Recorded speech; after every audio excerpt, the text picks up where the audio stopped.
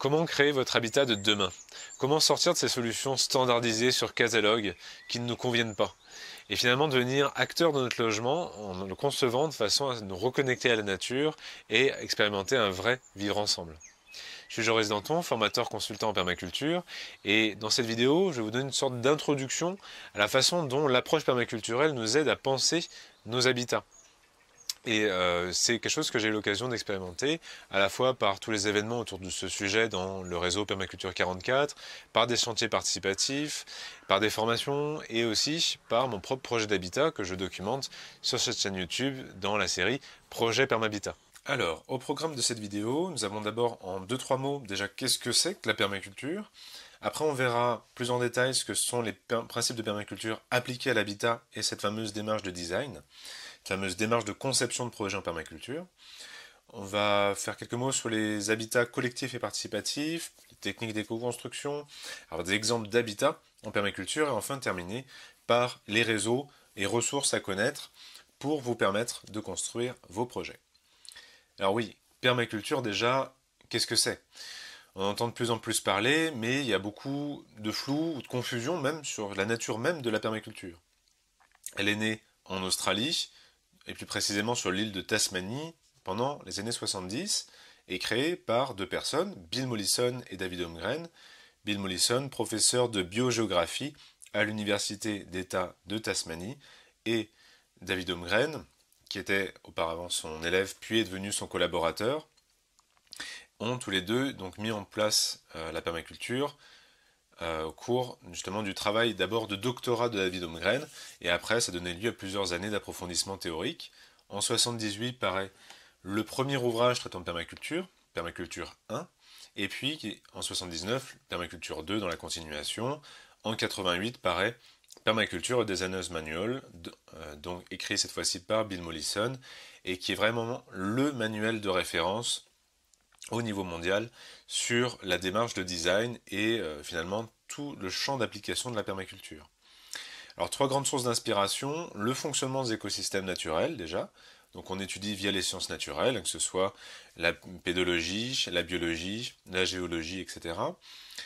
Les traditions paysannes ainsi que les traditions des peuples premiers tout autour de la planète, puisque ces peuples premiers, ces traditions paysannes perdurent depuis des millénaires, elles ont une vraie durabilité au sens propre du terme, et puis aussi au-delà des aspects techniques, le fonctionnement social et la relation culturelle de ces peuples avec leur environnement naturel est beaucoup plus harmonieuse que celle de notre civilisation thermo-industrielle. Et puis on a des scientifiques qui ont été aussi des précurseurs au cours du XXe siècle et ont été des grandes sources d'inspiration pour Mollison et Holmgren. On peut citer Percival Yeomans, ingénieur des mines australien, créateur de ce qu'on appelle le Keyline Design, Masanobu Fukuoka, un japonais tour à tour philosophe, paysan, microbiologiste, qui a créé l'agriculture naturelle, Robert Hart, un des pères fondateurs du mouvement des jardins-forêts, et puis John Russell Smith, un ingénieur agronome américain, qui est un des pères fondateurs de l'agroforesterie. Le premier lieu de vie permaculturel au monde, ce sera Mediodora, le lieu de vie de David Holmgren. Voilà, ça je développerai ça dans la fin de la vidéo. Et puis la permaculture prend assez vite une dimension collective. Dès les années 80, on a des éco-villages qui sont fondés sur cette approche-là, et le premier d'entre eux sera Crystal Waters en Australie. Alors comment définir la permaculture? Voilà. On entend beaucoup de définitions différentes, et effectivement il n'existe pas une seule définition officielle. Alors, personnellement, je la définis comme l'art de créer des écosystèmes humains durables. Alors, qu'est-ce que j'entends par là? L'art de créer, un art, c'est un terme polysémique. La permaculture, ce n'est pas seulement une philosophie, ce n'est pas seulement un mode de vie, ce n'est pas seulement une méthode de design, c'est tout ça à la fois. Et donc, le terme art, c'est un terme polysémique qui derrière renvoie sur le fait qu'on va traiter de savoir-faire, de savoir-être, de connaissances, d'expérience et de créativité. Et la permaculture donne beaucoup de place à la créativité. L'art de créer fait écho à la démarche de design où on va passer justement de l'imaginaire, du rêve, jusqu'au concret. Et puis, on crée quoi? Des écosystèmes humains durables. Donc on va penser des systèmes à la façon des écosystèmes. en s'inspirant finalement du vivant, ce qu'on appelle la démarche du biomimétisme, donc des écosystèmes humains, puisqu'ils sont créés par nous et pour répondre aux besoins humains, et en même temps ils sont durables. Alors la durabilité fait écho à développement durable et à la notion effectivement de long terme qu'on a dans l'étymologie même du terme permaculture, qui est l'abréviation de permanente culture. Une culture permanente, ou une culture de la permanence, selon la façon dont on traduit le terme. Donc c'est pour ça qu'en permaculture, on vise pas seulement ce qui va se passer dans 1 an, dans 2 ans, on va viser aussi qu'est-ce qui se passe dans 10 ans, dans 30 ans, dans 50 ans. Finalement, c'est une vraie projection sur le long terme où on vraiment pose la question de qu'est-ce qu'on va léguer à nos générations futures. Et écosystème humain durable, ça pose la question de comment est-ce qu'on résout l'équation pour faire de la durabilité qui soit valable pour la nature comme pour l'humain. C'est ça le grand défi. Alors, au cœur du propos permaculturel, on a un changement de paradigme. Paradigme, je reprécise, c'est le cadre conceptuel qui vous permet de percevoir et d'interagir avec le monde. D'accord ? Donc, pour schématiser, le propos ici, c'est de passer du paradigme qui est aujourd'hui dominant, représenté à gauche, qui est celui dominant dans les élites occidentales depuis le XVIe siècle, où l'être humain se considère comme au-dessus, extérieur à tout son environnement, à la nature, et dans une optique de domination et de contrôle sur celle-ci. Évidemment, le paradigme se décline des êtres humains vers leur environnement, mais aussi dans les sociétés et dans les organisations. Et donc le propos ici, c'est de passer à un autre paradigme où l'être humain se considère comme faisant partie de la nature et dans une démarche de co-création avec celle-ci. Voilà. Et donc ça, c'est un changement de regard sur le monde qui est assez radical et qui, à mon sens, explique aussi beaucoup des incompréhensions, des peurs, des réticences qu'il peut y avoir aujourd'hui autour de la permaculture. Alors, cette permaculture, elle a vocation à s'appliquer dans tous les domaines. C'est ce qui est représenté ici par la fleur permaculturelle. C'est-à-dire que ce n'est pas seulement du jardinage et de l'agriculture. En fait, ça peut s'appliquer absolument partout, et entre autres sur l'habitat. Et c'est là fondamentalement une des grandes forces de la permaculture, c'est qu'elle permet de donner une cohérence d'ensemble à la foultitude d'alternatives qui émergent aujourd'hui dans tous les domaines. Elle permet de créer du lien, de penser une vision cohérente entre tous ces aspects. C'est bien ce qui est représenté ici avec l'éthique et les principes de conception au cœur, qui finalement rayonnent et font du lien entre tous ces domaines. Alors, quand on approche la permaculture, on a souvent énormément d'informations qui nous arrivent, et ça crée souvent pas mal de confusion. Donc j'utilise la métaphore de l'arbre pour expliciter la façon dont est structurée la permaculture. À ses racines, vous avez ce dont j'ai parlé, l'étude scientifique d'écosystèmes, des traditions, alors traditions paysannes et traditions des peuples premiers, et puis des chercheurs, des innovateurs, des scientifiques, qui ont été des sources d'inspiration importantes dans les travaux de Mollison et Holmgren. Le tronc, pour ainsi dire, la colonne vertébrale, c'est la philosophie, avec au cœur ce changement de paradigme, et les principes éthiques de la permaculture. Et puis les grandes branches maîtresses vont être les principes de conception et les principes fonctionnels qui nous aident à structurer notre réflexion, à trouver des solutions face à des problèmes, à régler, à penser concrètement la mise en place de systèmes permaculturels. Et puis les branchettes, ça va être des stratégies. Et les petites feuilles, il y a des techniques et des outils qu'on va utiliser.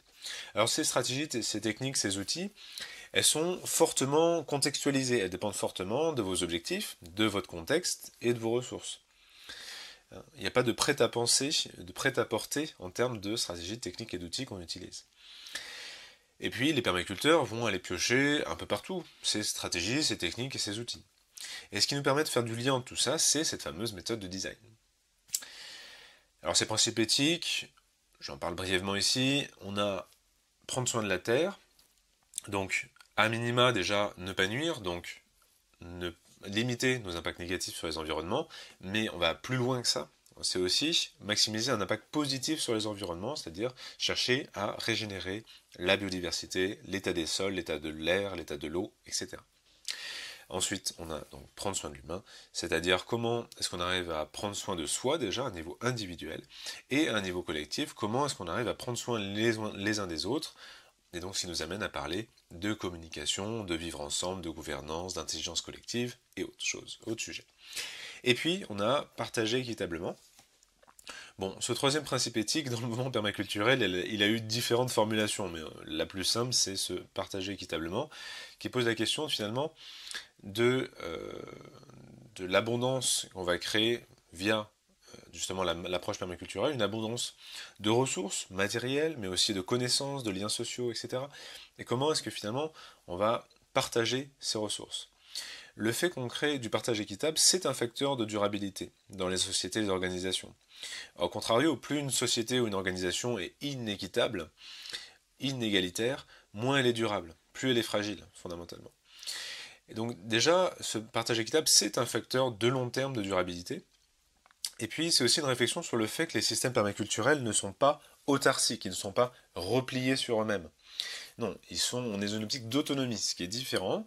Et finalement, un système permaculturel, que ce soit une famille, une communauté, voire une ville, peu importe, sera de toute façon plus efficient dans la production de tel ou tel type de ressources.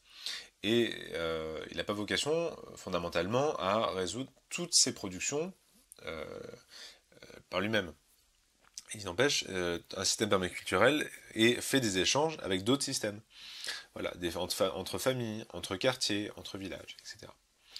Alors la méthode de design, elle peut se résumer par l'acronyme Vaubredimet, c'est-à-dire vision déjà.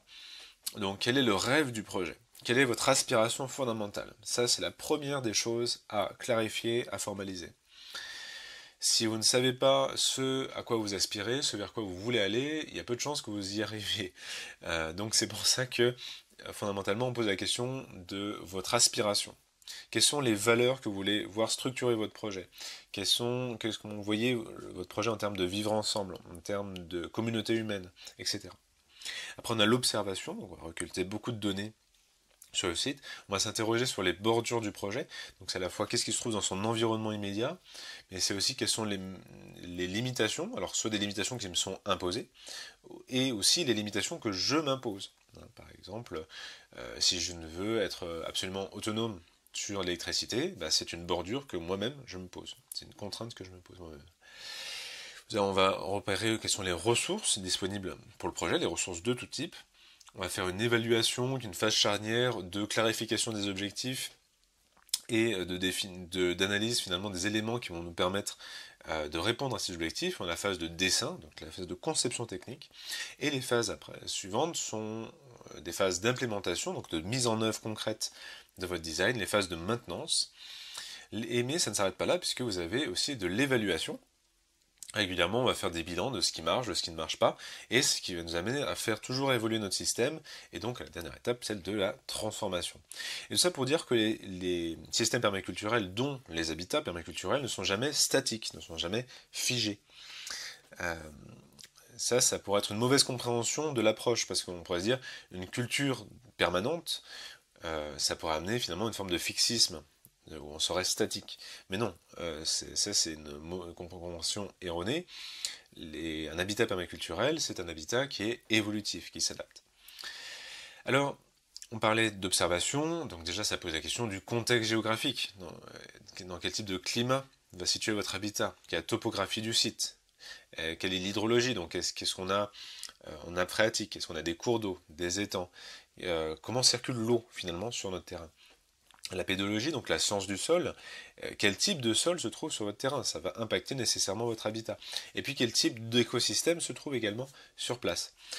En France, on a une diversité assez exceptionnelle de terroirs et donc de climat, de topographie, d'hydrologie, de pédologie et d'écosystèmes. On a vraiment des cas de figure très différents d'un endroit à l'autre. Alors que vous avez d'autres pays dans le monde où finalement c'est beaucoup plus homogène. C'est assez révélateur que, en pédologie par exemple, la France soit un des pays au monde où vous avez le plus de sols différents à l'échelle mondiale. Il y a d'autres pays dans le monde où vous avez simplement un ou deux types de sols, c'est tout. En France, vous en avez beaucoup, beaucoup plus. Donc la question de l'observation de ce contexte physique, elle est fondamentale. Évidemment, on ne va pas concevoir l'habitat de la même façon, avec les mêmes enjeux, dans le Nord-Pas-de-Calais ou en Provence. Alors ce qui nous aide à structurer notre observation dans la démarche permaculturelle, c'est ce qu'on appelle l'échelle de permanence de Humans. qui nous aide à structurer notre observation et aussi à penser la permanence de ces éléments dans le temps, ainsi que la quantité d'énergie nécessaire à changer chacun d'entre eux. Donc c'est pour ça qu'on déroule une observation typiquement sur d'abord le climat, puis la topographie, puis l'eau, puis la voirie, puis les arbres. Alors par arbre, il faut entendre les grands ensembles arborés, les bâtiments, les clôtures et enfin les sols. Les sols sont finalement ce qui se change le plus rapidement avec le moins d'énergie. A contrario, le climat, c'est ce qui va être le plus difficile. Alors, à l'échelle d'un projet d'habitat, ça ne sera certainement pas le climat mondial dont on parle, mais c'est les microclimats, par contre, sur un site, qu'on peut influencer. Bon, alors les données météo, justement, vous pouvez trouver déjà des choses très intéressantes sur le site de Météo France. Vous avez le lien en dessous de la vidéo. Donc déjà, pour avoir la hausse des vents, les moyennes des températures, la pluviométrie, les zones d'ensoleillement au cours de l'année, bref, déjà une bonne source de données via Météo France. Alors après, si on veut aller plus loin, bien sûr, il y a des petits appareils qui nous permettent de faire nous-mêmes des relevés météo sur un site. Alors sur ce qui relève de la topographie, vous avez le site Géoportail qui présente déjà les cartes IGN, qui nous donnent déjà une topographie des sites à grande échelle. Du reste, la plateforme Géoportail est une excellente ressource gratuite en ligne en matière de cartographie, puisque vous n'avez pas seulement les cartes IGN, mais vous avez aussi les cartes hydrographiques, les cartes d'utilisation des sols agricoles, des photographies satellites et aériennes, bref, c'est une base extrêmement riche, et là aussi les liens sont en dessous de la vidéo. Alors, j'illustre cette observation de site via le très bon travail réalisé par Antoine Talin dans le MOOC Conception en permaculture, pour vous illustrer la façon dont peut se traduire l'observation d'un site. On voit ici, sur le site qu'on voit là, la circulation des vents. Voilà. Où est-ce que les vents circulent, ou est-ce qu'ils ne circulent pas. Les zones de chaleur, c'est assez corrélé du reste avec les zones de circulation et de non-circulation des vents. Les zones de circulation de la chaleur, l'air chaud se déplaçant vers les zones froides. La topographie et sens d'écoulement de l'eau, les deux sont complètement intercorrélés, donc repérer les courbes de niveau sur un terrain et également les sens de circulation de l'eau. Voilà. Les accès et les bâtiments. Donc les accès, quels sont les types de voiries, quels matériaux sont-ils faits, quelles sont leurs dimensions. Et puis les bâtiments eux-mêmes, là aussi, quelles sont leurs dimensions, quels sont les matériaux, quels sont les usages. Les écosystèmes. Et là, ce qui peut nous aider, c'est repérer les principales espèces végétales poussant sur un site, par exemple. Elles sont révélatrices du type d'écosystème dans lequel on se trouve. Alors, on a également les sols, et il faut bien voir que sur un même site, on peut avoir des sols très différents d'un endroit à l'autre, parfois à quelques mètres de distance. Donc, une seule analyse de sol ne suffit pas.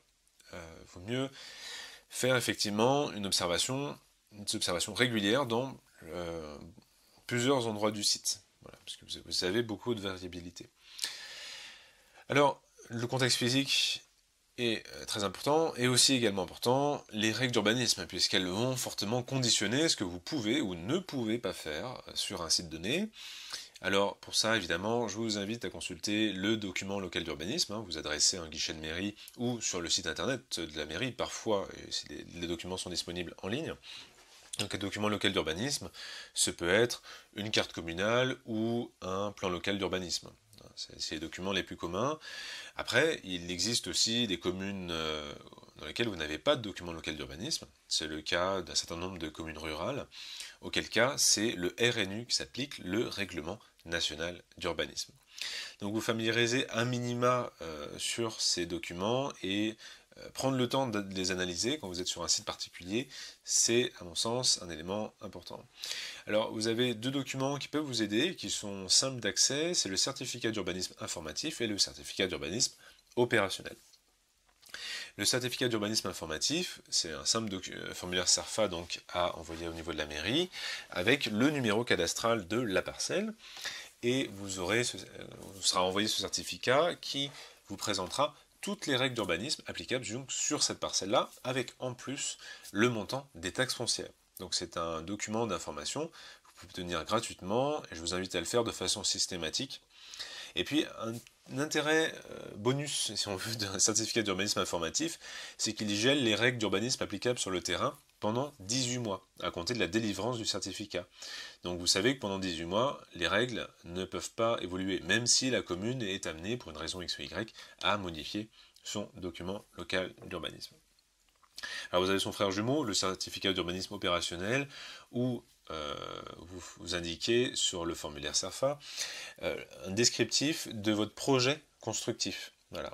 En quelques lignes, hein, c'est très basique, quelle est l'implantation du bâtiment sur le terrain, quel type de matériaux, quel type de dimensions, et derrière, le service instructeur va vous renvoyer, donc déjà, là aussi, les règles d'urbanisme applicables et les taxes foncières, mais aussi, on va vous donner une appréciation sur la faisabilité du projet. Voilà, sur un oui, mais avec modification, ou un non, a priori, le projet ne répond pas aux règles locales d'urbanisme.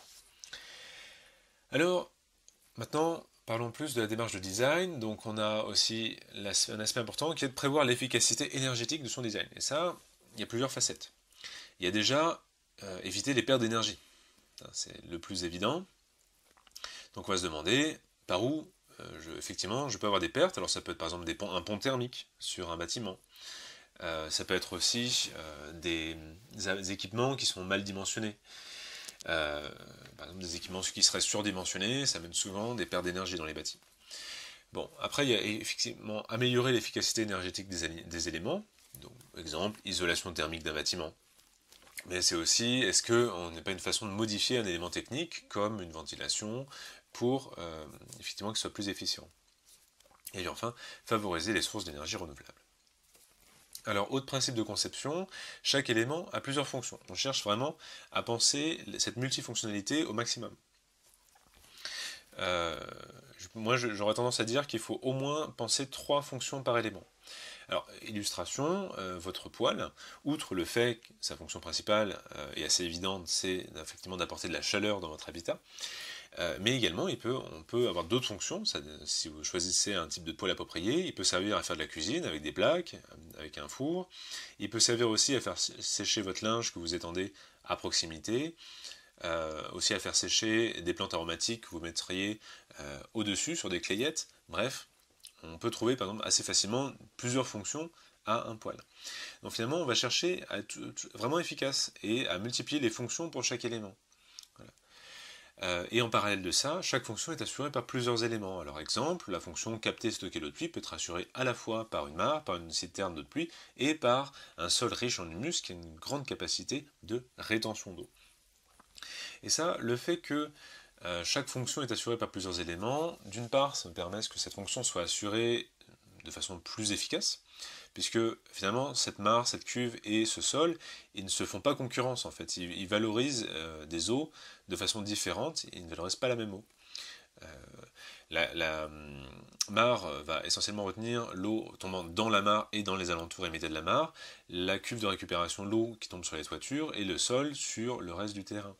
Donc il n'y a pas fondamentalement de concurrence par exemple ici entre ces éléments. Donc ça permet de valoriser au mieux une ressource donnée. Et aussi, c'est un facteur important de résilience, puisque imaginez qu'un de ces éléments ne soit plus fonctionnel, à un moment donné, eh bien, vous avez d'autres éléments qui, par contre, assurent toujours la même fonction. Donc finalement, c'est penser la résilience de n'importe quel système en permaculture. Hein, là-dessus, je trouve qu'il y a une bonne illustration par la célèbre fable de Jean de La Fontaine, Le chêne et le roseau, qui est illustré ici à droite. Le chêne est typiquement, dans la fable, hein, c'est un système non résilient. C'est-à-dire qu'il tient en bloc face au vent jusqu'à un moment où il cède. Alors que le roseau, typiquement, est une bonne illustration de la résilience, puisque lui, il va s'adapter aux perturbations qui proviennent de l'extérieur. Il plie, mais ne rompt pas. Et finalement, ça vous amène à poser la question, eh bien, si à un moment donné, dans mon habitat, je n'ai plus d'électricité, j'ai une coupure d'électricité, comment ça se passe ? Si telle personne vivant dans l'habitat en sort, voilà, on n'est plus présent, que se passe-t-il ? Que se passe-t-il quand on a des chocs, des perturbations qui viennent de l'intérieur ou de l'extérieur ? Anticiper ça, c'est un gage de durabilité important. Autre principe de conception, c'est penser à un concept qui est l'emplacement relatif des éléments, c'est-à-dire noter les besoins et les fonctions ou productions de chaque élément, et imaginer quelles sont toutes les interactions possibles entre les éléments. On va chercher à trouver le maximum d'interactions positives, de synergie entre chaque élément, et aussi à anticiper sur d'éventuelles interactions négatives qu'il pourrait y avoir entre des éléments. Et donc après, on va les placer dans l'espace de façon à maximiser effectivement les interactions positives. Alors une bonne illustration de ça, c'est par exemple ce schéma issu du livre qu'a fait David Holmgren sur son lieu de vie, sur le design de Médiodora. Je vous mets le lien aussi en dessous de la vidéo. Hein, donc ce livre est commandable en ligne. Alors il est exclusivement disponible en anglais. J'ai traduit ici le schéma. Donc vous voyez combien, par exemple, il y a plusieurs éléments. Le schéma n'est pas exhaustif, hein, mais c'est pour vous montrer le concept. Des éléments dans son habitat, finalement, sont tous intercorrélés. Voilà. Et ce qu'on remarque, c'est d'ailleurs que vous avez des éléments qui sont en carré, qui sont propres au site, sur le site, et des éléments aussi qui sont dans des ronds et qui sont extérieurs au site. Donc encore une fois, ce n'est pas autarcique. C'est autonome, mais ce n'est pas autarcique. Ce n'est pas coupé du reste du monde. Par exemple, effectivement, les mulches, il y a une partie des mulches et des fumiers qui sont importés depuis un site extérieur. Autre élément de réflexion dans le méthode design, ce qu'on appelle le zonage. Alors, je ne vais pas m'étendre là-dessus, mais on va penser les zones de terme zone 0, qui est typiquement la zone où on reste la plupart du temps, qui est, si on parle d'un lieu de vie, le bâtiment central, et on va aller de cette zone 0 jusqu'à une zone 5. Alors sachant qu'on peut avoir plusieurs zones 5, plusieurs zones 2, plusieurs zones 3, plusieurs zones 4 ou plusieurs zones 5 sur un même site. Ces zones sont pensées en fonction de la fréquence d'usage. Une zone 1, c'est une zone où on va plusieurs fois par jour. Donc c'est un usage très fréquent, très intensif. Une zone 2, c'est une zone où on va plusieurs fois par semaine. Une zone 3, c'est une zone où on va plusieurs fois par mois. Et une zone 4, c'est une zone où on va plusieurs fois par an. Et une zone 5, c'est une zone sauvage. Ce n'est pas interdit d'y aller, mais on n'intervient plus. C'est des zones qu'on redonne à la nature. Voilà. Donc ce zonage, il nous permet de structurer finalement notre réflexion et de demander qu'est-ce que je pose où. Alors ce que vous voyez ici sur les schémas, cette disposition concentrique, c'est une disposition en soi purement théorique. Vous avez toutes les configurations possibles en fonction de votre situation. Et puis si vous avez peu d'espace, typiquement un habitat urbain, si vous avez peu d'espace à ce moment-là, il est possible que vous n'ayez pas de zone 3 ou de zone 4. Bref. Donc c'est un outil, finalement, c'est un simple outil, ce n'est pas, faut pas quelque chose qu'il faut prendre de façon trop rigide, mais encore une fois, c'est un élément qui nous aide à structurer notre réflexion. Voilà. Et c'est assez simple puisque ça nous permet aussi de limiter nos déplacements au jour le jour. Alors, autre principe de conception, le problème et la solution. Alors, un principe qui peut paraître un peu surprenant au départ, qui s'illustre par cette fameuse citation de Bill Mollison, qui est « Vous n'avez pas de problème de limaces, vous avez une déficience en canard ». Les canards mangeant effectivement bien les limaces, c'est toujours penser une façon d'aborder ce qu'on considère a priori comme un problème, comme une force, comme une ressource potentielle. Voilà, la limace devenant finalement une source d'alimentation pour les canards ici. Donc finalement, ça c'est quelque chose d'assez original sur l'approche permaculturelle, c'est demander voilà, quel est un élément que je considère comme problématique, comment je peux l'intégrer, plutôt que lutter contre. Alors, on a vu 3 principes éthiques, mais vous avez aussi 12 principes fonctionnels. Bon. Alors, on va prendre un temps ici pour brièvement expliquer chacun d'entre eux et vous montrer comment ça peut s'appliquer sur de l'habitat. Alors, premier principe fonctionnel, c'est observer et interagir, c'est-à-dire prendre le temps de bien comprendre votre contexte, de bien observer avant d'interagir, avant de concevoir des systèmes. Exemple, je vais observer quel est l'état de mon sol, en faisant sans doute une fausse pédologie, comme on peut voir à gauche, pour observer quelles sont les différentes strates du sol, quelles sont leurs natures, et ça c'est des choses qui vont clairement impacter un projet constructif. Et puis aussi, faire une thermographie infrarouge, ça peut être intéressant sur un bâtiment extérieur pour demander où est-ce que vous avez un bon niveau d'isolation, où est-ce que vous avez des pertes thermiques, voilà, c'est ce genre de réflexion. Après, collecter et stocker l'énergie, donc a fortiori l'énergie solaire, mais après le principe se décline en fait sur toutes les formes de ressources disponibles de façon renouvelable dans un lieu donné. C'est-à-dire qu'on anticipe sur le fait qu'à un moment donné vous avez cette ressource-là, et puis après vous n'en disposez plus. Donc il faut anticiper justement cette collecte et ce stockage. Donc, exemple assez simple, c'est effectivement les panneaux solaires qui permettent effectivement de générer l'énergie électrique, et il faut anticiper sur leur stockage via des batteries. Ça peut être aussi donc capter et stocker l'énergie solaire via un panneau qui génère de l'eau chaude sanitaire, qu'on voit à droite, en bas, je veux dire sur la photo de gauche. Les serres aussi, comme on peut voir ici sur cette serre semi-enterrée à droite, sont aussi une forme de collecte et stockage d'énergie, où cette énergie solaire est stockée à la fois sous forme de chaleur dans l'air ambiant de la serre, sous forme de la biomasse végétale qui s'y développe vite, et puis on peut mettre, comme on peut voir au fond, des bidons d'eau qui nous aident à la fois à stabiliser la température dans la serre, à éviter les surchauffes, tout comme à éviter les trop grandes baisses de température la nuit, et aussi avoir donc de l'eau chaude dans laquelle on peut utiliser par ailleurs. Donc toujours se poser la question, comment est-ce qu'une ressource donnée, l'énergie solaire, mais ça peut se décliner sur d'autres ressources, va être collectée et stockée de façon optimale. Créer une production. Troisième principe fonctionnel, c'est-à-dire on va penser du très long terme dans la permaculture, on va penser des systèmes qui vont peut-être être à maturité dans 10 ans, dans 20 ans, dans 30 ans, et en même temps se pose la question de comment est-ce que je réponds à mes besoins au moins partiellement tout de suite, et comment est-ce que je maintiens une dynamique, a fortiori une dynamique collective. Voilà. Donc créer une production, c'est trouver des solutions qui sont simples à mettre en œuvre, rapides, et qui permettent tout de suite de créer effectivement des formes de production, et derrière aussi de générer une dynamique vertueuse, a fortiori dans les projets collectifs. Donc créer une production, ça peut s'illustrer comme la création de bacs de culture où vous avez des légumes potagers qui vont pousser vite. C'est pour ça que d'ailleurs le principe est représenté par un radis, c'est parce que c'est une culture rapide qui pousse en 18 jours. Mettre en place un système d'eau chaude sanitaire avec des panneaux qu'on peut le voir ici en bas à gauche. Là aussi, c'est quelque chose, on peut partir sur une solution clé en main proposée par un fournisseur. C'est relativement simple de mise en œuvre. Tout comme faire un circuit de dérivation sur une récupération des eaux pluviales, qu'on peut voir à droite, pour stocker de l'eau de pluie. C'est là aussi des choses simples à mettre en œuvre. Appliquer l'autorégulation et accepter la rétroaction, quatrième principe. Donc les deux vont de pair. L'autorégulation, donc c'est l'autorégulation de mes consommations et de mes comportements.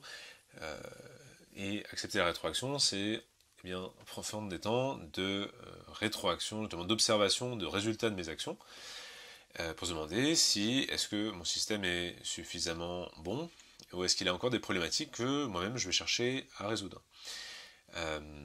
D'où le fait d'accepter la rétroaction. Alors une rétroaction que vous avez dans tous les cas, que vous vouliez ou non, c'est votre facture d'électricité. Donc qui vous donne à la fois le montant, mais aussi c'est à la fois le montant financier et le montant de vos consommations. Et typiquement, quand vous recevez votre facture, c'est un moment de rétroaction potentielle où vous pouvez vous dire, est-ce que je considère que mon niveau de consommation est bon, ou est-ce que je le trouve encore trop élevé, et dans ce cas-là, quelle stratégie je vais mettre en place pour le diminuer.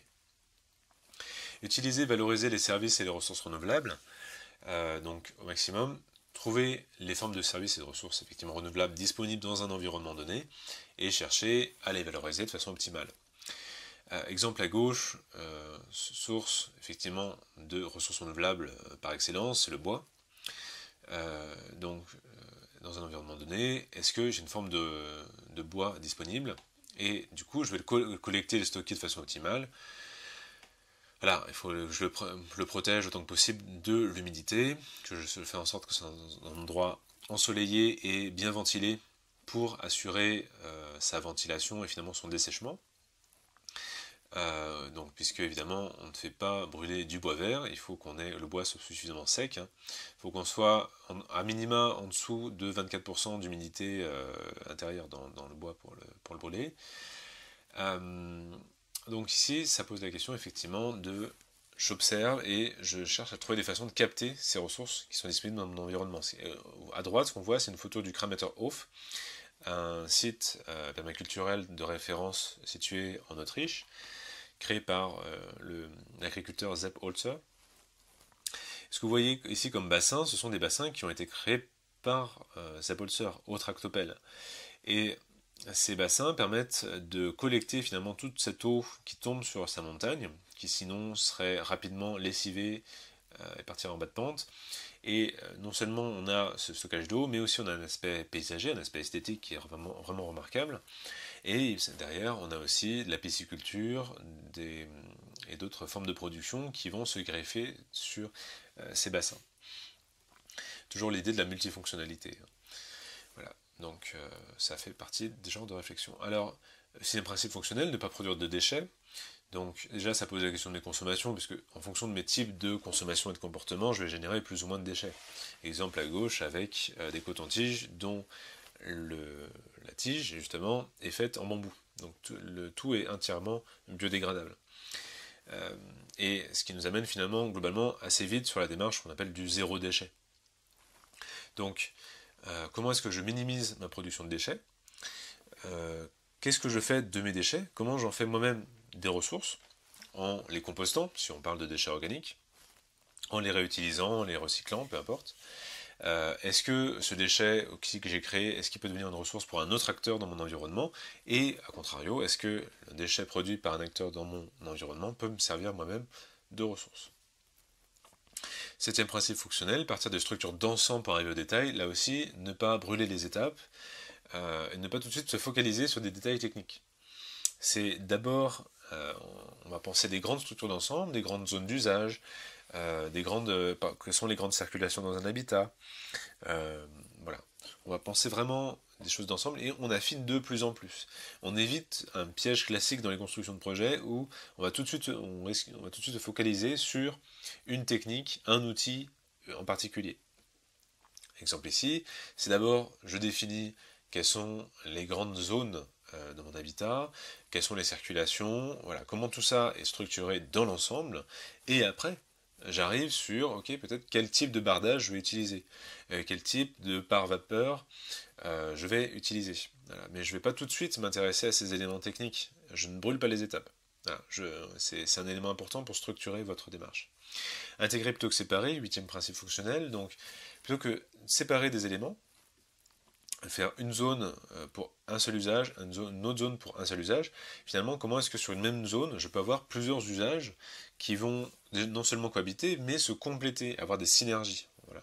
Encore une fois, les synergies sont un grand axe de réflexion en permaculture. Exemple ici, plutôt que de me séparer de mon eau grise, mes eaux usées, je peux les intégrer dans mon habitat en faisant un système de phytoépuration qui non seulement me permettent de gérer de façon autonome mon assainissement, mais aussi ont un aspect esthétique, un aspect paysager, permettent de créer de la biomasse, permettent de créer un habitat pour la biodiversité, permettent de créer des productions végétales qui peuvent être comestibles, qui peuvent servir à faire du mulch. Voilà. Derrière, on démultiplie les fonctions lorsqu'on intègre plutôt qu'on sépare. Neuvième principe fonctionnel, utiliser des solutions à petites échelles et avec patience. Si dans mon habitat, je veux avoir une autonomie alimentaire réelle, mais que je n'y connais rien à la culture des végétaux, eh bien, je ne vais pas commencer par faire tout de suite un grand potager pour de l'autonomie à grande échelle. Ça, les chances d'échec sont très fortes. C'est le contraire qui est proposé ici avec ce principe, représenté par le petit escargot, c'est cette idée que c'est donner du temps au temps, et sortir de la culture de l'urgence là, dans laquelle on est aujourd'hui immergé, et finalement faire les choses par étapes. Et peut-être que je vais commencer par 2 salades dans des bacs. Et puis après, je vais faire un système de plus en plus grand, de plus en plus complexe, et ça a de multiples bénéfices. D'une part, déjà, premier bénéfice, ça permet de limiter quand même très sérieusement vos risques d'échec. Oui. Autre bénéfice, c'est que ça vous donne le temps d'observer et d'interagir, parce que en procédant ici par étapes, vous aurez le temps de vraiment observer votre contexte, d'avoir des retours d'expérience, de faire de la rétroaction, et finalement d'avoir un système de plus en plus efficace, de plus en plus pertinent par rapport à votre contexte, à vos objectifs et à vos ressources. Un autre bénéfice, c'est que ça vous donne le temps d'apprendre. Ça vous donne le temps d'acquérir les compétences, l'expérience, les connaissances nécessaires pour la mise en place de tel ou tel système. Dixième principe fonctionnel, utiliser, valoriser la diversité. Donc comme en agriculture, on ne va pas, dans une approche permaculturelle, faire que de la monoculture, enfin une seule espèce sur des hectares, eh bien, sur de l'habitat, on va se demander comment est-ce qu'on peut valoriser finalement de façon créative une diversité, que ce soit une diversité de matériaux, une diversité de systèmes constructifs, une diversité aussi d'humains présents sur une parcelle, puisque si vous avez dans un même projet des personnes qui ont des âges différents, qui ont des cultures différentes, des sensibilités différentes, des compétences différentes, comment toute cette diversité humaine peut être valorisée.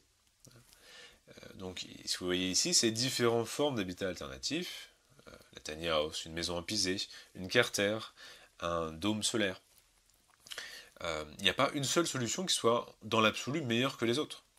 Tout, encore une fois, est une histoire de vision, d'aspiration, de sensibilité, de ressources, de contexte. Donc, un regard permaculturel, ce n'est pas d'opposer ou de comparer dans l'absolu ces propositions, ce qui n'aurait pas de sens, mais c'est se demander déjà qu'est-ce qui est pertinent, et si j'ai plusieurs choses qui sont pertinentes, comment est-ce que je peux les intégrer les unes avec les autres. Onzième principe fonctionnel, utiliser les interfaces et valoriser les éléments en bordure, souvent ce qui est situé à la marge, au bord de n'importe quel système, alors que ce soit un bâtiment, un jardin, une communauté humaine. C'est souvent une chose auquel on porte peu d'attention, et qui est voire souvent dévalorisée. Ce que pose ici d'original le regard permaculturel, c'est déjà y prêter attention et se demander comment est-ce qu'on peut les valoriser. Exemple, plutôt que de ne rien faire d'un mur qui serait situé en façade sud d'un bâtiment, je peux tout simplement y accoler une serre, ce qui est plutôt une solution de bon sens, puisque à la fois la serre bénéficie déjà de la structure du bâtiment existant, donc ça limite la complexité et les coûts liés à la mise en place de la serre, ça permet à ce que la serre se réchauffe et donc contribue, limite les pertes thermiques et même soit bénéfique au niveau thermique pour le bâtiment. A contrario, la serre bénéficie de la masse thermique du bâtiment. Bref, c'est très complémentaire et typiquement, c'est un élément situé en zone 1, un endroit sur lequel on va très régulièrement, une serre, et donc c'est pertinent de la situer immédiatement à proximité de la maison pour y faire vos semis, pour y faire vos cultures de plantes aromatiques et médicinales ou vos salades que vous récoltez tous les jours. 12e principe fonctionnel, utiliser le changement et réagir de manière créative. Ne plus voir le changement comme une menace, comme un danger, mais se demander comment est-ce qu'on peut en faire une force. Comme dans certains arts martiaux, on utilise finalement la force de l'adversaire pour en tirer parti, comme on peut le voir dans l'aïkido ou encore dans le systéma. Et ici, si on parle d'habitat, eh bien le changement, ça peut être un changement au niveau de l'humain. Si vous avez des personnes qui vieillissent, comment vous anticipez ça et comment vous utilisez ce changement de façon créative. Si vous avez des personnes qui ont des enfants, si vous avez des personnes qui quittent un projet collectif ou qui arrivent dans un projet collectif. Et puis aussi le changement, je pense aussi au changement en cours majeur qui est le changement climatique. Et comment vous allez l'utiliser de façon créative. Là aussi, c'est une grande voie finalement de réflexion qu'on a aujourd'hui. Et utiliser le changement climatique de façon créative, ça peut être le fait de faire des bâtiments sur pilotis, si ça se trouve auprès de cours d'eau ou d'un littoral.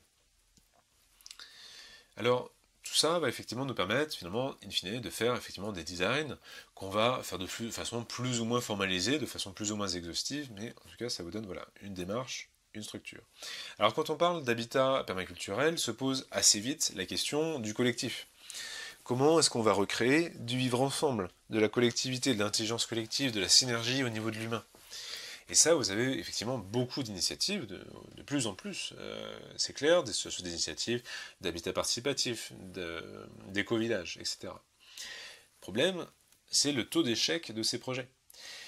On a, effectivement, ça serait impossible de faire une statistique absolument précise et fiable du taux d'échec, mais il est clair que le taux d'échec est effectivement très conséquent de ces projets qui souvent démarrent avec des bonnes intentions et finalement échouent, alors soit directement dans l'œuf avant même d'avoir une concrétisation ou peu après leur concrétisation.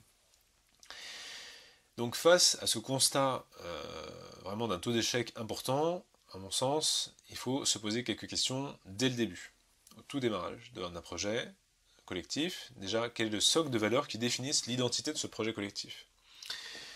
Quelles sont peut-être les 5 valeurs de base qui définissent l'identité de ce projet? Est-ce que c'est la solidarité? Est-ce que c'est le partage? Est-ce que c'est l'ouverture à tous? Est-ce que c'est la pédagogie? Libre à vous de le définir.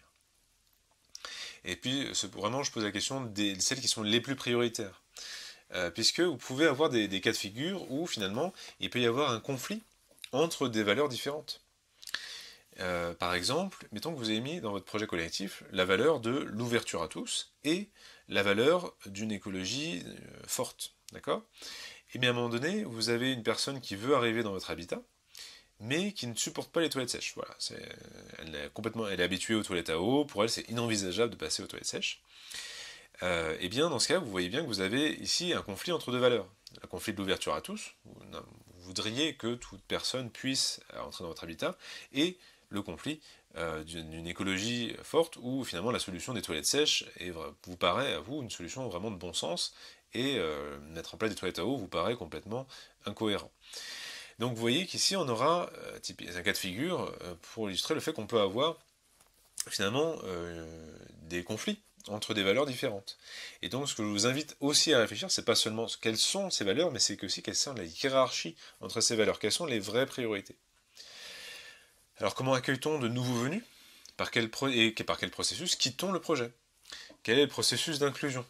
Par quelles étapes passe-t-on? Est-ce qu'on passe d'abord par une étape, le nouveau venu passe par une étape d'observation, puis par une étape où il va s'impliquer sur le lieu sans pouvoir prendre part aux décisions, puis après on peut avoir un cercle de décisions sur son inclusion à long terme, voilà. En tout cas, quel est le processus? Je pose la question, et l'autre question c'est le contraire, c'est par quel processus quittons le projet, parce que si on ne l'anticipe pas, on peut avoir des personnes qui se sentent piégées dans le projet collectif, qui, pour une raison X ou Y, ne leur convient plus, et à ce moment-là, elles claquent la porte avec grand bruit, et souvent c'est très dommageable pour la dynamique collective. Donc là aussi, par quel processus passe-t-on pour quitter? Alors, quelles sont les règles de vie commune, et quelles limites pose-t-on? Est-ce qu'on arrête les bruits à 21h, ou à 22h, ou à 23h? Est-ce que les animaux sont autorisés à vivre de façon libre dans un espace commun ou pas? Voilà. Il ne faut pas hésiter effectivement à poser les questions qui fâchent, puisque c'est souvent révélatrice de différentes aspirations en termes de mode de vie. Comment réagir en cas de violation de ces règles? Eh oui, il ne suffit pas de poser des règles, mais il faut aussi demander qu'est-ce qu'on fait en cas de violation. Est-ce qu'on est sur peut-être un avertissement? Est-ce qu'on est sur un cercle de discussion? Est-ce qu'on a de la médiation? Voilà. En tout cas, le questionnement est important à anticiper. Tout comme, si on va encore plus loin, comment gérer les cas de tension et de litige? Est-ce qu'on passe par un processus de médiation interne, par un médiateur externe? Voilà. C'est important d'anticiper ça, puisque il y a un équilibre clairement aujourd'hui à trouver dans les projets collectifs entre effectivement cette aspiration au vivre ensemble et en même temps la sphère d'intimité de chacun. Et réussir à faire corréler les deux, c'est un exercice d'équilibriste. Et donc, c'est normal qu'à un moment donné, il y ait des moments de tension entre ces deux extrémités, entre ces deux polarités. Comment communique-t-on entre membres? Et comment communique-t-on vers l'extérieur? Est-ce qu'on a des outils comme la communication non violente posés entre nous? Quels sont les outils physiques? Est-ce qu'on a un panneau d'affichage? Est-ce qu'on a un site internet? Et puis aussi, vers l'extérieur, comment est-ce qu'on structure notre communication? Et voilà, quel est enfin le degré d'ouverture vers l'extérieur? Là aussi, c'est des partis pris. Vous pouvez avoir aussi bien un habitat permaculturel collectif qui est très ouvert vers l'extérieur, qui est vraiment une vocation de démonstration et de pédagogie très forte, comme un habitat qui finalement on cherche à préserver notre intimité, préserver notre vie privée, et l'ouverture vers l'extérieur est vraiment réduite au minimum avec peut-être une ou deux visites par an éventuellement. Alors, quelques grands axes de travail que je peux vous donner, c'est formaliser déjà l'identité, le rêve, la vision de votre projet. Et pas seulement que ça reste des mots en l'air, mais vraiment le formaliser, que ce soit par du dessin, du texte, des nuages de mots, etc. Poser la gouvernance, donc est-ce qu'on aura une organisation en sociocratie, en holacratie ou en autre mode de gouvernance? Quel est le mode de communication interne et externe? Les redevabilités, donc c'est-à-dire aussi, on peut aussi formaliser ça sous le terme de responsabilité de chacun. Quel est par redevabilité, c'est qu'est-ce que doit chacun à la communauté, au projet collectif. Qui est responsable de quoi? Qui est référent pourquoi? Quels sont les processus de débat et de prise de décision, ce qui est lié in fine finalement à la question de la gouvernance? Et puis enfin, quelles sont la grande formalisation juridique de votre projet? Quel type de structure, quel type de contrats sont mis en place? Alors, une piste de réflexion, ça peut être la colocation, une forme d'habitat collectif relativement simple. Là-dessus, je vous renvoie sur le très bon guide de la colocation écologique et solidaire, créé par le réseau Colibri, le lien de téléchargement est en dessous de la vidéo. Alors moi-même, j'ai pu travailler en faisant du conseil sur un projet de colocation permaculturelle, et par exemple, on a formalisé, ce qu'on voit à gauche, des règles de vie communes, propre au projet. Et puis on a mis en place, en termes d'outils de communication interne, un tableau de bord du cohabitat, placé dans la cuisine, où vous avez des éléments comme le proverbe de la semaine, mais aussi des éléments sur comment on s'organise, sur qui fait quelle tâche à quel moment, permettre de noter les idées à débattre, voilà, d'avoir une visualisation aussi des éléments financiers, sur qui a payé quelle part du loyer à quel moment. Voilà. Ça permet aussi d'apporter à la fois des éléments ludiques, des éléments d'organisation, des éléments de visualisation, d'information. Alors l'habitat participatif, hein, l'habitat où à la fois un groupe de personnes vont mutualiser leur réflexion sur la conception de l'habitat et puis après vont vivre ensemble cet habitat. Alors sachant que comme dans toute forme d'habitat collectif, il y a un degré de mutualisation qui est plus ou moins fort, et là aussi c'est des partis pris de base. Il peut y avoir des mutualisations très fortes, comme des mutualisations finalement relativement faibles, où c'est uniquement un jardin et une buanderie qui sont mis en commun. Alors, des structures juridiques possibles, il en existe quand même un certain nombre, et en plus elles ne sont pas exclusives les uns des autres, et on peut penser des combinaisons entre plusieurs structures juridiques dans un projet. C'est des choses qui parfois sont pertinentes. Vous avez, a fortiori, maintenant, les sociétés d'habitat participatif. Alors, il en existe deux grandes sortes en droit français, la société d'attribution et d'autopromotion d'une part, et la société coopérative d'habitants d'autre part. Donc ça, c'est des types de sociétés qui sont pensées de façon spécifique pour l'habitat participatif. La société civile immobilière, la SCI, est un autre type d'outil juridique, un autre type de société qui est très commun dans le milieu de l'immobilier et qui a l'avantage d'une très grande souplesse sur son organisation interne, sur l'écriture de ses statuts. Donc ça peut être finalement un type de structure intéressante. Mise en place d'une association loi 1901 est aussi intéressante, typiquement sur l'organisation d'événements, surtout les événements ouverts au grand public, la mise en place d'activités à but non lucratif, etc. Les sociétés coopératives comme les SCOP ou les SCIC sont aussi intéressants si vous avez des activités professionnelles, des activités économiques intégrées dans votre projet, etc. Ce n'est pas exhaustif. Donc voilà, il n'y a pas une seule solution qui serait dans l'absolu meilleure que les autres, et prendre le temps de bien comprendre ces différents régimes juridiques est important. Là-dessus, sur l'aspect projet collectif, j'ai fait 3 vidéos que vous trouvez sur la chaîne YouTube de l'Atelier Fertile, l'un sur l'animation de réunion, et oui, comment éviter la fameuse réunionnite, hein, et des réunions complètement inefficaces. Je fais part de 17 astuces donc, pour structurer ça, une autre vidéo sur les outils d'intelligence collective, et une autre sur les outils numériques pour des projets collectifs. Donc là aussi, c'est des choses qu'on peut trouver sur ma chaîne l'Atelier Fertile. Alors, maintenant, autre partie de la vidéo, les techniques d'éco-construction. Je vais vous donner quelques grandes pistes. L'architecture bioclimatique, d'abord. Elle paraît assez évidente, finalement, pour structurer notre réflexion sur la façon dont on fait nos aménagements. Et si ce schéma représente bien les grands principes de cette architecture bioclimatique, on cherche à maximiser les apports d'énergie solaire et à minimiser les pertes de calories. Donc ça passe par une forte isolation, par aussi de la végétation autour du bâtiment. Cette végétation est intégrée dans la réflexion architecturale, ça c'est une des particularités de l'architecture bioclimatique, comme effectivement le mettre des haies de persistants, essentiellement de persistants, en façade nord pour briser les vents provenant du nord en hiver, qui finalement, le fait d'avoir ces haies contribue à limiter les pertes d'énergie de l'habitat.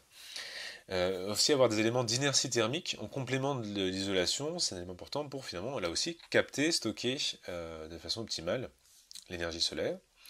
On anticipe aussi sur le confort d'été en évitant les surchauffes, c'est pour ça que vous avez typiquement des casquettes, on peut le voir ici à droite, ou encore la mise en place de végétaux à feuilles caduques qui vont fournir un ombrage en été. Bon, voilà, c'est quelques principes qui nous aident à structurer notre réflexion. Finalement, c'est plutôt du bon sens. Alors, autre courant, c'est l'architecture organique. C'est-à-dire le fait de s'inspirer justement du vivant, c'est encore une fois du biomimétisme, en termes de forme, voire en termes de fonctionnement de l'habitat. Ça, c'est quelque chose de plus original. Les grands fondateurs au niveau historique, c'est les architectes Frank Lloyd Wright et Antonio Gaudí, qui ont été des précurseurs au XXe siècle. Et on a aussi bien d'autres architectes, en particulier en Amérique du Nord et en Italie, qui sont inscrits dans cette démarche-là. Voilà, une illustration qu'on peut le voir à droite. Et ça, c'est aussi une piste de réflexion, non seulement au niveau technique, mais aussi en termes d'esthétique de votre habitat. Alors, si on parle d'éco-construction, effectivement, on est dans une démarche où on va utiliser des matériaux sains écologiques. Les matériaux sains, c'est des matériaux qui ne dégagent pas de polluants dans votre habitat, ce qui est un vrai enjeu aujourd'hui, puisque il est courant que dans un habitat neuf, le taux de polluants dans l'air soit plus élevé que dans l'air extérieur, même en ville. Que vous ayez plus de polluants dans votre logement que dans la rue. Parce que les matériaux, une grande partie des matériaux contemporains,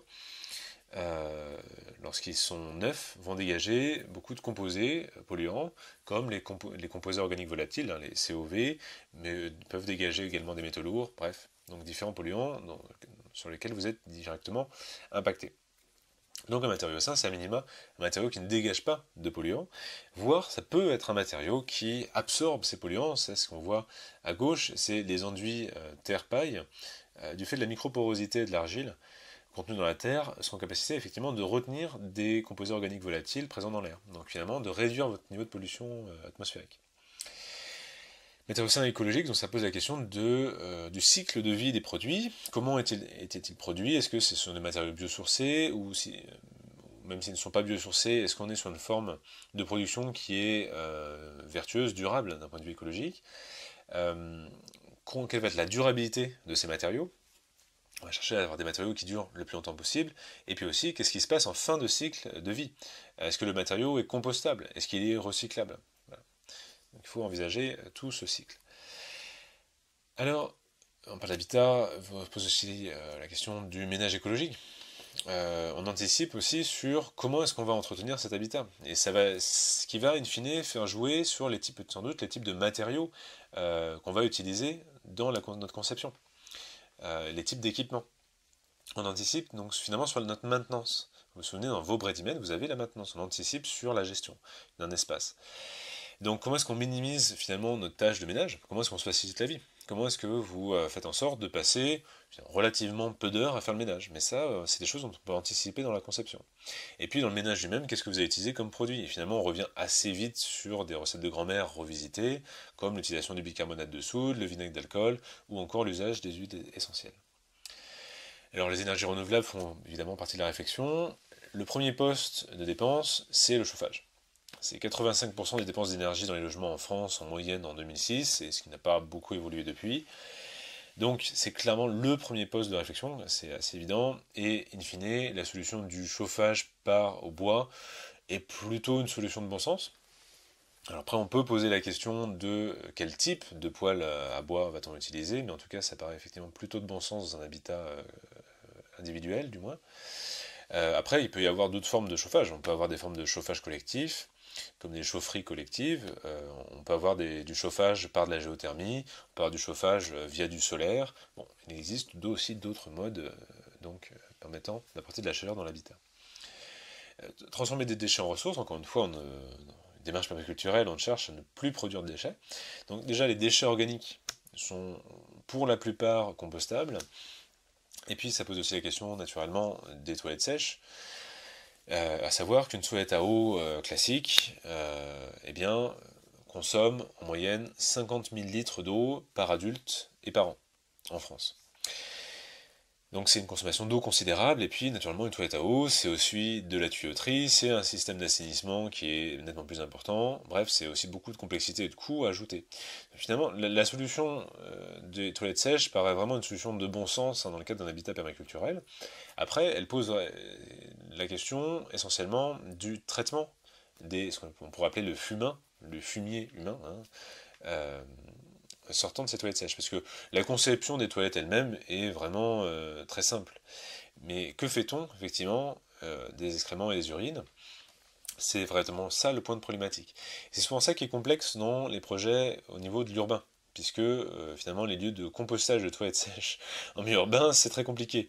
D'avoir un espace suffisant, de ne pas causer de problèmes avec le voisinage, c'est complexe. Et à mon sens, dans l'urbain, la grande voie de réflexion, c'est la mutualisation, d'avoir un espace de compostage collectif sur les toilettes sèches. Ça me paraît beaucoup plus fonctionnel.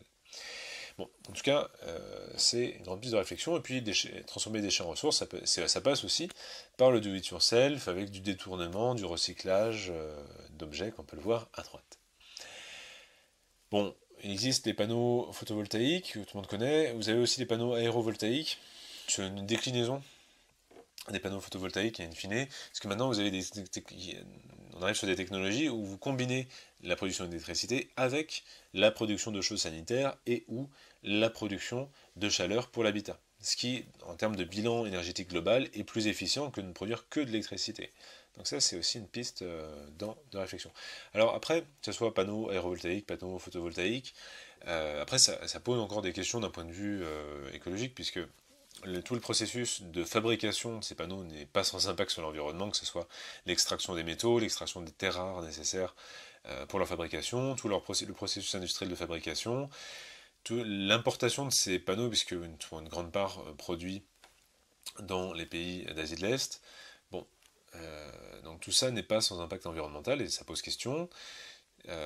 Et puis aussi les filières de recyclage sont quasiment inexistantes actuellement en France, donc aussi la fin du cycle de vie de ces produits pose question aussi d'un point de vue écologique. Alors si vous utilisez ces produits-là, cherchez en tout cas à aller sur du haut de gamme et sur des produits qui ont des durées garanties au maximum, puisque maintenant vous avez des panneaux qui sont sur des garanties de 20 ans chez certains fournisseurs, donc tant qu'à utiliser ces technologies, autant utiliser effectivement des choses qui sont réellement fiables et qui peuvent être amorties sur du long terme. Les éoliennes sont aussi une possibilité à un niveau individuel.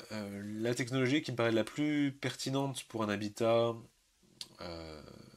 collectif, d'un petit collectif ou un habitat familial, c'est l'éolienne Pigot, qui est promue actuellement en France par le réseau Tripalium. Là aussi, les liens sont en dessous de la vidéo. La marmite norvégienne fait partie des équipements qui sont intéressants d'intégrer dans un habitat, qui sont isolés, vous avez un couvercle qui se met au-dessus, on fait chauffer votre ustensile de cuisine, en général une marmite, on va la mettre dans cette marmite norvégienne qui finalement fait un caisson d'isolation qu'on referme, et c'est là-dedans que cuit lentement le plat, ce qui, in fine, permet de faire une cuisson avec beaucoup moins d'énergie, et aussi une cuisson beaucoup plus lente qui va avoir derrière des propriétés nutritionnelles et aussi gustatives nettement plus intéressantes qu'une cuisson classique. Ça fait partie des équipements qui sont relativement simples à faire soi-même et intégrables dans un habitat. Vous avez aussi d'autres équipements, comme la mise en place de fours solaires, de mousseurs sur les robinets et les douches qui permettent de minimiser de façon significative votre consommation d'eau. Ça peut être des diminutions de l'ordre de moins 30, moins 40, moins 50%. Donc c'est vraiment un élément important, alors que c'est des éléments qui coûtent de l'ordre de 5 euros par élément sur un robinet par exemple. Et puis d'autres technologies comme le frigo du désert, donc un frigo sans énergie qu'on peut faire en do it yourself. Donc au niveau de l'eau, l'approvisionnement en eau, vous avez les sélections des cuves et des filtres. Donc les cuves, comment est-ce qu'on optimise la présence l'eau de pluie tombant, l'eau de pluie tombant sur les toitures. Alors les cuves, maintenant, il existe beaucoup de modèles différents.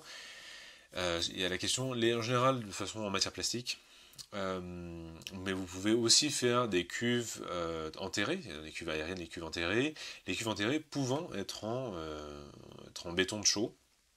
Ce qui est assez intéressant parce que c'est cohérent en termes d'écomatériaux, ça fait des capacités de stockage très importantes, et puis le béton de chaux permet de rectifier le pH de l'eau, parce que le pH de l'eau de pluie est souvent légèrement acide, et donc ce fait de se trouver dans une cuve de béton de chaux permet, par des échanges minéraux, de remonter votre niveau de pH vers la neutralité. Ce qui est plus intéressant déjà sur l'alimentation humaine. Bon. En tout cas, ces cuves posent la question de leur insertion paysagère, parce qu'une cuve plastique aérienne, souvent, ce n'est pas très esthétique, donc on peut mettre des végétaux dessus, on peut faire des caissons bois, bon, voilà, c'est des choses à réfléchir. À bien anticiper, c'est le volume d'eau tombant sur votre toiture. Et là, le calcul est simple, si vous regardez quelle est la pluviométrie via Météo France, par exemple 750 mm par an, vous regardez quelle est la superficie à vol d'oiseau de votre toiture, mettons que ce soit 100 mètres carrés, et vous multipliez les deux, et ça vous donne une évaluation théorique du montant d'eau que vous pouvez capter. Donc 750 mm fois 100 m², ça vous donne 75 000 litres d'eau captable. Alors là-dessus, vous pouvez enlever une marge de sécurité, par exemple de 20%, pour vous donner un volume d'eau que vous pouvez de façon réaliste capter donc sur une toiture, et ça permet derrière de dimensionner vos équipements. Alors, si vous utilisez de l'eau, cette eau récupérée, pour les aspects corporels, donc c'est-à-dire pour votre douche ou votre alimentation, hein, l'eau de boisson, l'eau de cuisson, eh bien, il existe un arrêté datant de 2008 qui interdit l'usage des eaux de récupération d'eau de pluie non traitées ou partiellement traitées pour des usages qui seraient des usages corporels, donc des usages donc douche, alimentation. Euh, mais par contre, l'arrêté finalement n'interdit pas le fait d'utiliser de l'eau de pluie si vous, pour encore une fois les usages corporels, si vous la traitez. Si vous faites un traitement d'un degré de qualité suffisante, c'est tout à fait légal de l'utiliser pour votre alimentation et votre douche. Alors du coup ça pose la question du type de filtration que vous utilisez. Alors il existe différentes technologies. Basiquement vous avez la technologie la plus simple qui est un simple filtrage par charbon actif. Après vous avez la microfiltration qui combine filtrage par charbon actif et filtrage céramique. Et puis la technologie la plus poussée, c'est la technologie par osmose inverse. Alors, l'osmose inverse étant aussi la technologie qui peut en prendre le plus de place et qui est la plus coûteuse. Bon. Ça dépend du niveau de filtration que vous voulez atteindre. Quoi qu'il en soit, aujourd'hui vous avez une vaste gamme de possibilités, donc prenez le temps de bien étudier tout ça. Et puis ça dépend, encore le niveau de filtration, ça dépend de votre niveau d'exposition au risque. Est-ce que vous êtes dans une zone où vous avez une problématique de pollution au nitrate, par exemple? Vous êtes dans une grande zone agricole, vous êtes au cœur de la Bretagne, c'est évident que vous avez un niveau de pollution au nitrate vraiment importante, et donc le fait d'anticiper la filtration de ces nitrates, c'est un élément important dans ce cas-là. Vous avez d'autres cas où vous avez la présence de calcaire dans l'eau qui est véritablement problématique. Donc là aussi, voilà, il faut se demander quelles sont les grandes pollutions présentes dans un endroit donné, et comment j'y réponds par un système de filtration adapté. Le minimalisme, alors ce n'est pas une technologie, c'est un mode de vie, une philosophie qui, à mon sens, très complémentaire de l'approche permaculturelle, et finalement, elle vient interroger nos besoins, fondamentalement. Est-ce qu'on a besoin d'un habitat aussi grand? Est-ce qu'on a d'un habitat aussi complexe? Un habitat avec autant d'équipements, autant de meubles? Se demander ce qui est réellement nécessaire. Et ça, je trouve que c'est très complémentaire avec ce qu'on a développé. Alors, aussi, il y a aussi une notion dans l'approche permaculturelle de renouer avec la nature en alliant l'esthétique et le comestible, puisque historiquement, on a complètement dissocié les deux, avec l'esthétique dévolue à l'horticulture et au paysagisme, dans les parties extérieures, et puis le comestible est dédié à l'agriculture. Et une des particularités de l'approche permaculturelle, c'est de relier les deux, et de faire des espaces qui soient à la fois esthétiques et comestibles, si on parle d'espaces de production type potager, ou au poulailler du reste. Alors, la question de l'habitat permaculturel pose aussi souvent la question de l'autonomie ou de l'autonomisation alimentaire. Là-dessus, un des ouvrages de référence est How to Grow More Vegetables de John Jevons, malheureusement non encore traduit en français, bien qu'on soit déjà à la 8e édition. Alors, bon, c'est un vaste sujet. Dans ce système théorisé par John Jevons, lui estime qu'il faut moins 400 m² pour un adulte végétalien. Du fait des économies d'échelle, pour une famille avec 2 adultes et 2 enfants, comptez 1000 m². Alors c'est 1000 m² cultivés, c'est-à-dire qu'ensuite vous devez ajouter les espaces utilisés pour les circulations, pour le composteur, pour les passe-pieds, pour la cabane des outils. Voilà. Faut bien voir que c'est juste les m² cultivés, et c'est cultivé dans un sol en bon état, bien productif, par des gens qui sont compétents, et qui vraiment se focalisent sur les légumes qui apportent le plus de calories. Voilà. Exemple, la pomme de terre, le topinambour, le panais, voilà. Qu'est-ce qui apporte le plus de calories au mètre carré? Là-dessus, vraiment, je vous renvoie sur l'ouvrage pour comprendre toute la façon dont on pensait leur système. Alors, attention, c'est une autonomie uniquement sur les légumes, sachant qu'il est effectivement possible de produire l'essentiel de son alimentation sous forme de légumes. Voilà, c'est potentiellement possible. Mais quid des œufs, de la viande, des céréales et d'autres éléments? Et donc finalement, cette question de l'autonomie alimentaire, elle vient fortement interroger votre régime alimentaire, le temps que vous consacrez au jardin, les conditions de climat et de sol qui sont plus ou moins favorables, et votre niveau de compétence. C'est clair que si au départ, vous avez un régime carné, vous consacrez peu de temps au jardin, les conditions de climat et de sol ne sont peu favorables et que vous êtes débutant, ça va être difficile d'atteindre une autonomie alimentaire, et si vous voulez y arriver, il va vous falloir nettement plus de surface. Voilà, donc ça c'est important de bien préciser que vous avez beaucoup de variables qui vont impacter cette question-là. Alors maintenant, quelques exemples de vie, lieux de vie conçus en permaculture. Alors, je vous ai évoqué effectivement Méliodora. Donc ça, c'est le schéma directeur du tout l'espace. Donc alors, lui, il a un habitat dans une banlieue périurbaine australienne, où vous avez effectivement beaucoup de place. Ici, c'est sur 3 hectares, hein, je précise. Euh, donc on peut voir des grandes haies en bordure, une partie coupe-feu, la partie nord-ouest. Des plans d'eau réellement importants, l'habitat, on peut voir donc exposé ici. Euh, alors il faut faire un peu attention, la flèche, ce n'est pas une flèche orientée nord. Euh, le, oui, c'est ça, le nord se trouve, vous voyez, il faut voir la flèche à gauche, le nord est orienté vers en haut à gauche. Bon. En tout cas, l'habitat principal est bien conçu sur les principes du bioclimatisme, c'est-à-dire orienté. Alors vers le nord, mais parce que ici on est sur un habitat qui est situé dans l'hémisphère sud, donc forcément la réflexion est inversée. Une grande partie de l'espace est dédiée donc à un grand verger, puis vous avez beaucoup d'équipements complémentaires qui vont être autour de l'habitat principal. Voilà, donc on peut voir ici une photo où on avait déjà les principes du bioclimatisme alors qu'on est au début des années 80 et que cette architecture était encore peu commune pour l'époque. Une grande ouverture vers le nord, vers l'ensoleillement. Donc d'autres équipements complémentaires. On peut voir ici dans cette photo de 1993. On peut mieux voir vraiment la structure du terrain. Autre lieu assez célèbre, le lieu de Ben Falk aux États-Unis, qui est très bien documenté dans le livre Une ferme résiliente et productive pour vivre à la campagne aux éditions Imagine un colibri.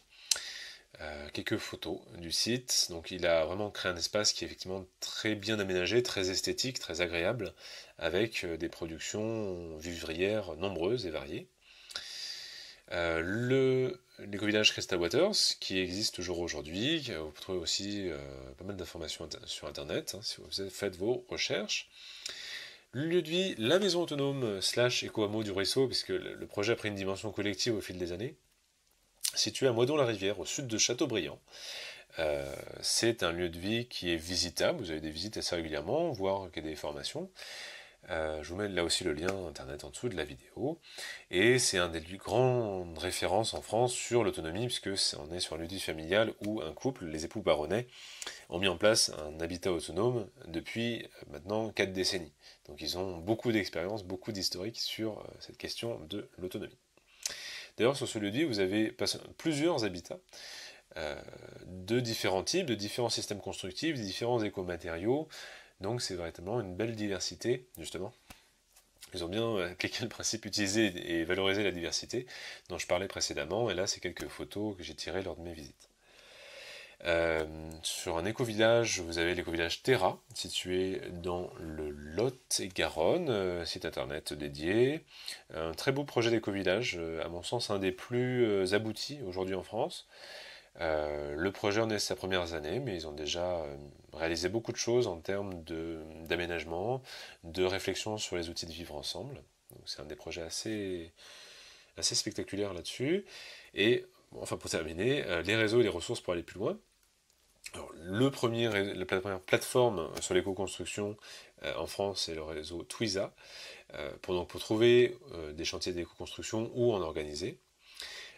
Vous avez également une cartographie de professionnels de l'habitat écologique qu'on peut trouver donc sur ce site internet. Donc ça c'est une des pistes pour trouver des professionnels, des artisans, des architectes et autres, spécialisés sur une approche permaculturelle, enfin pas permaculturelle mais écologique. Des lieux de vie à visiter, vous en avez donc un grand nombre. Alors, la liste n'est pas du tout exhaustive, mais c'est pour vous donner des références. Vous avez la maison autonome, j'en parlais déjà. Le lieu de vie de Pascal Despienne et de l'ensemble de sa famille, qui est aussi la domiciliation de l'association Terre, Paille et Compagnie dans la Vienne. L'éco-centre du Périgord-Limousin en Dordogne, qui fait régulièrement des formations sur l'éco-construction. L'écolieu de Cablan en Dordogne, également intéressant. L'éco-village Terra, je l'évoquais déjà. L'oasis de Sérendip dans l'Eure, ou encore Habiter dans la Drôme. Alors, pour découvrir les initiatives alternatives dans tous les territoires en France, allez sur la plateforme Transiscope, l'utilisation de plusieurs réseaux, et qui a véritablement vocation à devenir le portail web, effectivement des alternatives, avec maintenant plus de 14 000 alternatives recensées, donc via une carte interactive. Donc je vous invite vivement à visiter cette plateforme. Alors des réseaux d'habitat alternatifs, il en existe un certain nombre, là aussi ce n'est pas exhaustif. Vous avez le réseau des acteurs professionnels de l'habitat participatif, le réseau Relié, qui est un des réseaux de soutien, d'échange sur les projets alternatifs de tout type en milieu rural, le réseau Oasis du mouvement Colibri, le réseau ALEM, spécialisé sur les questions d'habitat léger, le réseau Al-Haj, spécialisé lui sur l'habitat participatif intergénérationnel, ou encore la Fédération nationale de la construction paille. Alors des magazines, il en existe un certain nombre. Le magazine de référence sur l'éco-construction étant La Maison écologique. Il y en a d'autres comme Habitat naturel du reste. Et puis il y a d'autres magazines qui sont plus généralistes sur les questions liées à l'écologie ou à la permaculture comme Permagaia, Passerelle Éco, Kaizen ou Oui Demain. Alors, il existe deux associations permaculturelles nationales, BRANPA et l'UPP, l'Université populaire de permaculture. L'UPP étant centré sur la coordination de la formation en permaculture, et BRANPA sur faire du réseau entre les acteurs de la permaculture au niveau national et l'organisation des RNP, des rencontres nationales de permaculture. En Loire-Atlantique, là où je suis situé, il y a l'association Permaculture 44, association donc de réseaux de la permaculture en Loire-Atlantique. Et même si vous n'êtes pas dans le 44, le site présente des ressources intéressantes avec une chaîne YouTube, une bibliothèque de vidéos, une bibliothèque de documents à télécharger, une bibliothèque de liens internet. Voilà, donc beaucoup de ressources. Un parcours de formation en permaculture, sachant que tout ça n'est pas réglementé, hein, c'est assez informel, mais c'est pour vous donner des grandes lignes. Souvent, on commence par l'initiation à la permaculture, on fait des stages spécialisés sur tout type de domaine, et puis vous avez le CCP, cours certifié en permaculture, traduction de l'anglais PDC, Permaculture Design Course, qui est véritablement la formation pour se former sur le design et globalement avoir une bonne compréhension généraliste de tous les volets de la permaculture. Alors sur un site ressource, le site Autarcie, qui est un site incontournable sur les questions justement d'autonomie en eau, que ce soit sur l'alimentation en eau, la filtration, les systèmes d'assainissement. Voilà. Très très bon site ressource, très professionnel. Le site servicepublic.fr est intéressant sur les aspects de réglementation et de législation, via des fiches pratiques. Donc là aussi, n'hésitez pas à le consulter, à noter des mots-clés, comme par exemple permis de construire, permis d'aménager, certificat d'urbanisme. Et vous avez des fiches qui sont bien faites, pédagogiques, à jour, très fiables, avec aussi toutes les références de textes de loi, donc c'est un très bon site ressource. Les acteurs institutionnels du logement sont aussi importants. Vous avez des points info énergie, donc situés un peu partout, qui peuvent être des points de conseil, justement, sur toutes les questions liées à l'énergie dans l'habitat. Vous avez les ADIL, les agences départementales d'information sur le logement, qui peuvent vous donner beaucoup de pistes sur les ressources de financement, la législation, la réglementation, voilà, liées à l'habitat. Vous avez les CAUE, les conseils d'architecture, d'urbanisme et d'environnement, qui peuvent vraiment vous aider sur les aspects d'urbanisme et d'architecture, voilà, sur ces volets techniques. Et puis vous avez aussi l'ADEME, qui est intéressante, l'Agence de l'environnement et de la maîtrise de l'énergie, dont je recommande en particulier la consultation du site internet qui présente de nombreuses ressources. Alors sur l'aspect permaculturel global, vous avez le documentaire La vie de la permaculture, qui est très pédagogique, véritablement pour découvrir la permaculture ou faire découvrir la permaculture, je vous le recommande chaudement. Alors sur YouTube, vous trouverez aussi le documentaire Une voie plus simple, la crise comme opportunité, avec des sous-titres en français, activable, donc un documentaire sur une initiative d'un groupe de jeunes Australiens qui ont décidé de vivre pendant une année en communauté permaculturelle à la campagne. Et c'est vraiment une belle tranche de vie qui est documentée pendant 1h30 sur tout ce projet qui, effectivement, où les questions d'habitat sont vraiment au cœur de l'expérience. Autre documentaire intéressant, Inhabit, donc Habiter, une perspective permaculturelle, documentaire américain. On va voir une quinzaine de lieux de vie de tout type aux États-Unis. Le documentaire est sorti en 2015, il n'a pas connu de distribution en France. Il y a des sous-titres en français du reste, et c'est très très bien. Alors les MOOC sont un nouveau mode d'apprentissage qui est en plein essor, donc des cours en ligne interactifs.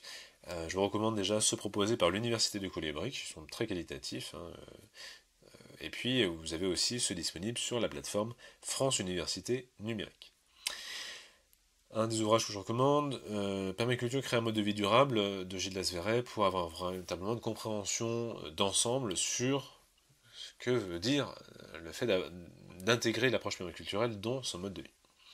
Et puis si vous voulez vous faire une culture générale sur la construction écologique, je vous recommande vivement La construction écologique, matériaux et techniques aux éditions Terre Vivante. C'est une très bonne introduction générale à l'éco-construction.